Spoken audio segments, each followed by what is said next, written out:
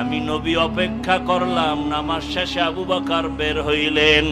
জিজ্ঞাসা করলাম, ও আবু বকর, আপনি নামাজে দাঁড়ায় কাঁদলেন কেন?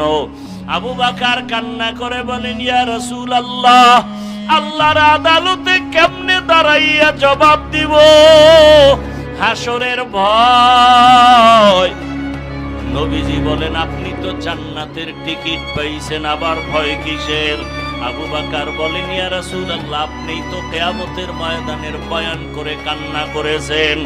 আপনিই বলেছেন হাসরের মাঠে সব মানুষ উলঙ্গ দাঁড়াবে, কিয়ামতের ময়দানে সূর্যের গরমে মাথার মগজ ফেটে যাবে। আল্লাহরে বললেন, আল্লাহ কি করলে ক্ষমা পাবো বলো? আল্লাহ শিখাই দিলেন, ও আদম, দুই হাত তুলে চোখের পানি ছেড়ে আমার কাছে পড়ো। রব্বানা পড়েন, রব্বানা যালামনা আনফুসানা ওয়া ইল্লাম তাগফির লানা ওয়া তারহামনা লানাকুনান